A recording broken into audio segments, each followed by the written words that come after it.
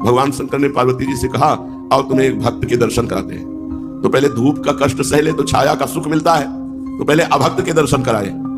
वो चारपाई में बैठे सुपारी कतर रहा था, खूब गाय भैंस जमींदार आदमी गए, कहा राधे श्याम भाई 100 ग्राम दूध मिलेगा क्या, ठाकुर जी 40 ग्राम भगवान को स्नान कराना है। उसने बड़े कटुवचन किए और अपमानित करके भगवान को वापस कर दिया। भगवान साधु वेश में थे, दूर माता पार्वती जी खड़ी थी। भगवान शंकर जब उसके दरवाजे से खाली हाथ लौटे तो ऐसे कहा, हे प्रभु जितनी संपत्ति है इसके पास कई गुना और बढ़ा दीजिए। पार्वती जी ने कहा, वैसे कहते तो औढ़रदानी है ही है इनको, उसने 100 ग्राम दूध नहीं दिया, अपमानित कर दिया, और आप कह रहे हैं जितनी संपत्ति इससे कई गुना और दे। कुछ नहीं बोली। गंगा के किनारे एक पर्णकुटी बनाकर एक भगत रहते थे, उनकी बूढ़ी मैया थी और एक गैया थी जो 250 ग्राम दूध देती होगी। जो ही संत वेश में भगवान शिव गए तो साष्टांग दंडवत प्रणाम करके आसन में बैठाला, चरण धोए और वही 100-200 ग्राम जो दूध था भोग में लाकर अर्पित किया। हाथ जोड़कर घुटने के बल बैठे रहे, महाराज आदेश करो क्या सेवा करें।